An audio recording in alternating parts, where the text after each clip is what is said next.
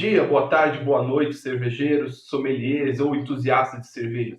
Bem-vindos ao Beer School. O Beer School será um canal focado em ciência e tecnologia cervejeira. Um canal um pouco diferente da maioria dos canais sobre cerveja no YouTube brasileiro ou mesmo no YouTube mundial, onde a maioria dos vídeos sobre cerveja disponíveis e os vídeos sobre produção de cerveja se mantém num nível muito básico. Existem milhares de homebrews aqui no Brasil e a informação sobre cerveja, uma informação técnica sobre cerveja disponível, é uma informação muito limitada em língua portuguesa. E são essas lacunas que o canal Beer School vai tentar preencher. Meu nome é Jamal Adal, eu sou formado em Engenharia Química, fiz mestrado em Engenharia de Processos Químicos e Bioquímica e estou terminando o doutorado mais ou menos nessa área também. E hoje ministro disciplinas na mesma universidade que me formei, e dentre elas uma específica sobre a produção de bebidas. A princípio, o canal contará com vídeos semanais todas as terças, onde de tempos em tempos serão abordados temas específicos sobre a produção cervejeira. E a primeira série de vídeos será sobre levedura, sobre fermento cervejeiro, que é um dos temas cervejeiros menos abordados. É muito fácil encontrar informação sobre malte, sobre os processos do malte, a malteação, a mosturação, rampas de temperatura. É igualmente fácil achar informações sobre lúpulo, desde o plantio até suas aplicações na cerveja. Mas e a levedura e o fermento cervejeiro? As leveduras elas sofrem um pouco de preconceito, elas não estão tão inseridas no meio cervejeiro, porque até o final do século XIX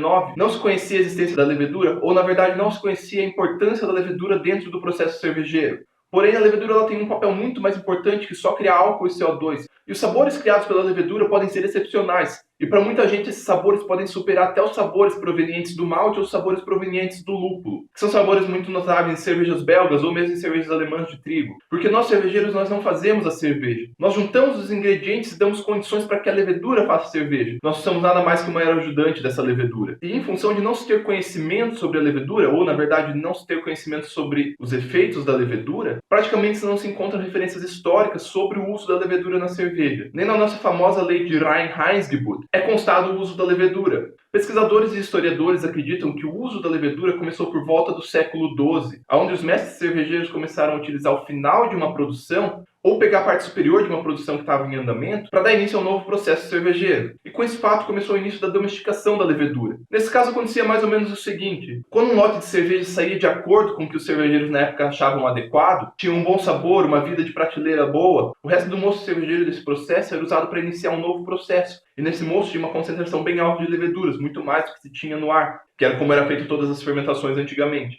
Por outro lado, se o resultado daquele lote não fosse um resultado bom, já de cara o mestre cervejeiro visse que aquela cerveja não ia dar uma cerveja boa, por que ele ia usar aquela cerveja para iniciar um novo lote, arriscando a perder um novo lote inteiro? Então as leveduras que produziam características boas na cerveja tinham chance de passar seus genes para frente, tinham chance de se reproduzir. Enquanto as leveduras ou bactérias que não produziam cerveja boa não tinham tanta chance de se reproduzir assim. Então o que aplicou aqui foi um princípio de seleção natural um pouco forçada. E esse empirismo permaneceu até metade do século XIX, quando Louis Pasteur, ele mesmo, aquele Pasteur da pasteurização e que a gente tanto estudou no colégio, estabeleceu que a levedura era um micro-organismo. E isso abriu muitas portas dentro do meio cervejeiro, permitindo o controle, a sanitização. E esse fato é considerado por muitos como o maior avanço dentro da história cervejeira. Quando Louis Pasteur começou a trabalhar com leveduras, mais ou menos em 1860, já havia o conhecimento sobre a existência da levedura. Mas a levedura ela não era considerada produtora do processo fermentativo. Ela era ao contrário, ela era considerada um subproduto da fermentação. Então a fermentação, além de produzir álcool e CO2, ela produzia umas pequenas bolinhas que eram as leveduras. Naquela época ainda era bem aceita a teoria da geração espontânea, onde dizia que as formas de vida elas surgiam a partir do nada, ou surgiam a partir de uma reação catalisada pelo ar. Os micro-organismos, ou mesmo alguns organismos macroscópicos, eles surgiam simplesmente do nada. Em função da rixa que existia entre químicos e biólogos, era de certa forma feio, dentro da química, assumir que aquilo poderia ser um processo biológico. Porém, alguns estudiosos tentaram testar se a levedura era produzida no processo cervejeiro ou se a levedura produzia o processo cervejeiro. Infelizmente, naquela época, ainda mais por não se ter um conhecimento tão grande da microbiologia, as técnicas de sanitização eram bastante rudimentares. Então, sempre que era tentado fazer um experimento para provar isso, o meio não estava realmente esterilizado, então dava errado. Eles pegavam o meio que eles imaginavam que era estéril, isolavam ele, mas lá ainda continuava acontecendo a fermentação. Porém veio Pasteur não acreditou nisso. Nos estudos que ele desenvolveu enquanto produzia vinho, ele não acreditava que existia ar suficiente dentro da dorna de fermentação para criar tanta levedura. Então ele desenvolveu um experimento simples que acabou com a teoria da geração espontânea. Esses experimentos são conhecidos como experimentos no frasco de pescoço de cisne. São experimentos muito famosos, provavelmente todo mundo aqui estudou no ensino médio. Esses experimentos foram realizados num frasco mais ou menos assim, composto por uma base onde estava preenchida com um mosto, quase algo como um mosto cervejeiro, uma solução mineral e açucarada, capaz de ser fermentada.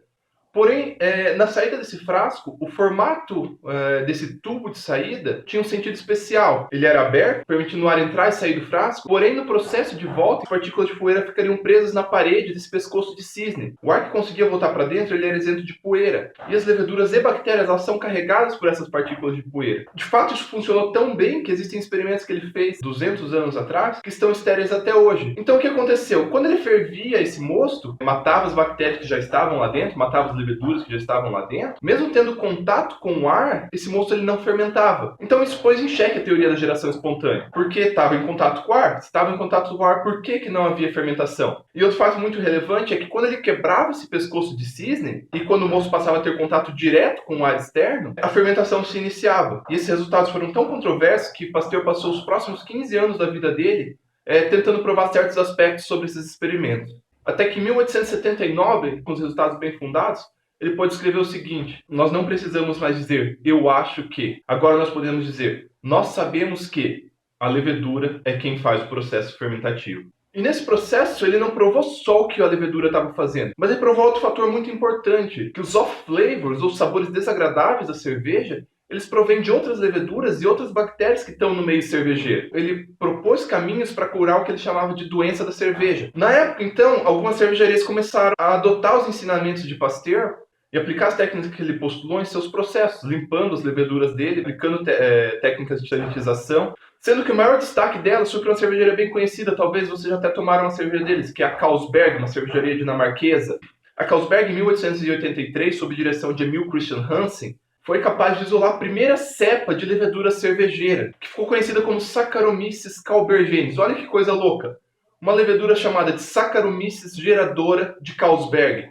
Saccharomyces geradora de cerveja Carlsberg. Esse marco foi extremamente decisivo no rumo que a cerveja tomou no mundo após isso. Essa levedura, com o passar do tempo, teve seu nome mudado, foi para Saccharomyces uvara, atualmente chamado de Saccharomyces pastroianus, mas é uma levedura muito conhecida de todos nós. É o que nós chamamos de levedura lager. Isso mesmo, a Carlsberg foi a criadora da levedura lager. Não a criadora exatamente, mas quem isolou a levedura lager, que é a levedura que faz as cervejas lagers. A cerveja Pilsen, a American Light Lager que nós tomamos, e a maioria das cervejas da escola alemã. Isso foi um marco porque, a partir do momento que foi isolada a primeira levedura e foi desenvolvida técnicas para a armazenagem dessa levedura, numa mistura de mosto com agar, é uma técnica usada até hoje em dia, a levedura ela passou a ter dois fatores importantes. Primeiro, uma produção homogênea e constante da cerveja. A cerveja ela não dependia mais das condições ambientais. O processo de produção de cerveja passou a ser um processo controlado. E o segundo e muito importante, junto com as técnicas de armazenamento da levedura isolada, essa levedura ela passou a ter uma vida, um período de armazenagem muito maior do que simplesmente aquele resto do mosto, que era o que eles usavam como levedura previamente. Então essa levedura passou a poder ser transportada por longas distâncias e ela se espalhou para o mundo inteiro. Em função disso, o mundo inteiro começou a produzir cervejas lagers. Isso porque naquele tempo, as leveduras ales elas ainda não tinham sido isoladas. Então, as cervejarias que trabalhavam com leveduras ales ainda, elas eram dependentes dos processos naturais. E como a levedura ela não era isolada, existia uma série de outras leveduras e bactérias junto. E isso causava um pequeno problema. Apesar da cerveja produzida nessas cervejarias ales serem possivelmente boas e talvez até melhores que as cervejas lagers, elas tinham um tempo bom, ínfimo, porque a partir de certo tempo as outras leveduras ou bactérias elas acabavam influenciando a cerveja e estragando a cerveja. Então as cervejas ales, elas tinham uma vida de prateleira muito menor. Entre alguns dias e algumas semanas no máximo, nas melhores condições possíveis, no melhor frio, as cervejas elas durariam algumas semanas. E isso resultou no seguinte: só pessoas que moravam muito perto de cervejarias tinham condição de tomar uma cerveja ale boa. As cervejas lagers passaram a ter um gosto para o público final muito melhor. Então muitas cervejarias que originalmente produziam apenas cervejas ales passaram a produzir cervejas lagers, porque era mais rentável. Ela tinha uma vida maior e ela tinha uma aceitação maior. Então a lager ela se popularizou demais no mundo, espalhou para o mundo inteiro.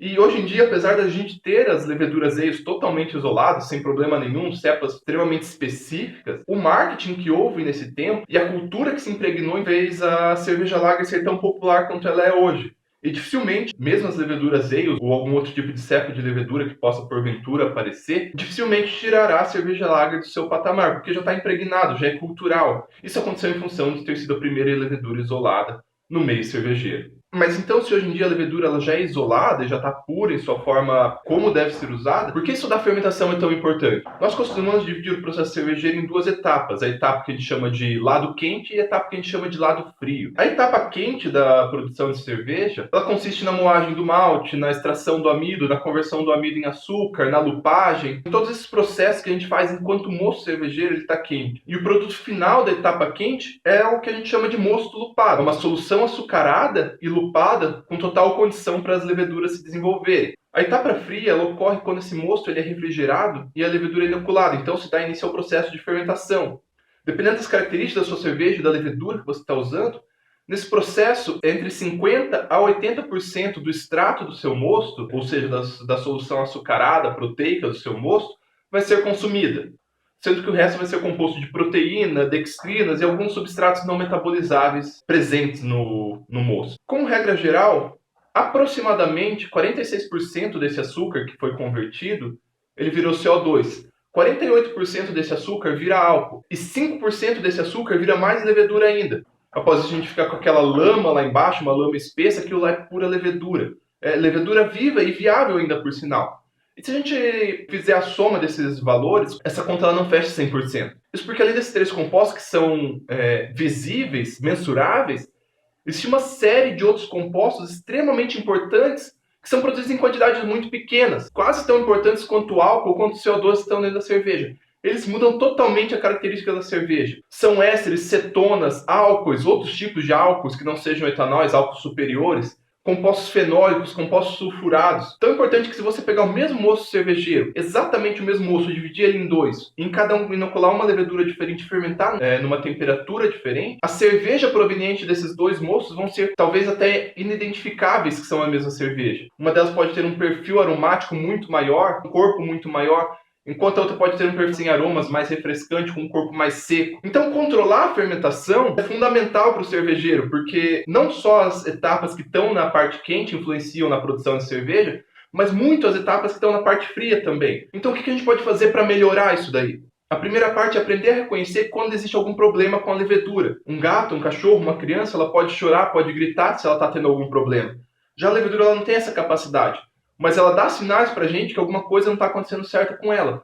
E aprender a identificar esses sinais que a levedura dá é fundamental para um bom processo cervejeiro. A forma de começar a fazer isso é primeiro prestar atenção no que acontece quando a levedura, como a levedura se comporta quando o processo fermentativo está indo totalmente certo. Na maioria das vezes o processo fermentativo ocorre de forma correta. Estimando por cima, eu devo ter feito até hoje quase uns 100 lotes de cerveja. E nessas produções, só tive 2 problemas até hoje com processos fermentativos. Mas isso ocorreu há muito tempo, quando eu ainda usava equipamentos bem precários. Outros problemas ocorrem na fermentação. Pouca atenuação, difícil início, alguns off-flavors. Ter um hábito de anotar o que acontece quando a fermentação ocorre bem é fundamental para entender o que acontece quando a fermentação não ocorre tão bem. Então, se você tiver um fermentador cônico, você pode ocasionalmente, durante o processo fermentativo, tirar amostras de levedura e observar a aparência dela, o gosto, o cheiro, a compactação dela. Isso vai seguir um padrão. Se você já tiver equipamentos capazes de fazer isso, você pode avaliar a atenuação, você pode avaliar a decantação do mosto. Se você não tiver, continua ligado no canal, que a gente vai ver isso nos próximos vídeos. Outra coisa muito importante, se você já está passando por um nível um pouco mais avançado na cerveja, não está mais fazendo ela na cozinha da sua casa, já tem um espaço reservado, é reservar espaço para montar um pequeno laboratório para ver esses testes relacionados à fermentação. Não só a fermentação, os testes relacionados ao malte, ao lúpulo, que a gente também vai ver aqui. E nesse laboratório a gente pode fazer coisas muito interessantes também, como a replicação de levedura. Quando você compra a levedura, geralmente aqui no Brasil, pelo menos, você compra ela em sachês de 11 gramas, mais ou menos. E esses sachês eles servem para fermentar entre 20 a 30 litros de cerveja. Só que durante o processo fermentativo, essas leveduras se replicam, elas viram uma quantidade muito grande. Lembrando, 5% mais ou menos do açúcar que você colocou vai virar levedura nova. E essa levedura pode ser perfeitamente utilizada para iniciar novos lotes. E é uma quantidade muito grande de levedura. Então você pode economizar muito dinheiro nisso. Porém, essa levedura, ela não é saudável para sempre. Ela tem um período que você pode utilizar ela. Existe um tanto de gerações que você pode utilizar ela. Então nesse laboratório podem ser feitos testes disso também. Sua lama lá, ela tem tal massa, ela tem tal volume. Quanto de levedura a gente tem ali? Daquela levedura, quanto que a gente precisa para iniciar um novo lote? A levedura que está lá, ela ainda é viável? Como regra geral, a levedura pode ser usada até por 5 vezes. Mas ela pode ser usada 10 vezes, pode ser usada 3 vezes. Vai depender de diversos fatores, armazenamento, saúde inicial da levedura. Isso são tudo variáveis testáveis. O tipo de levedura que se usa também tem uma influência muito grande na cerveja.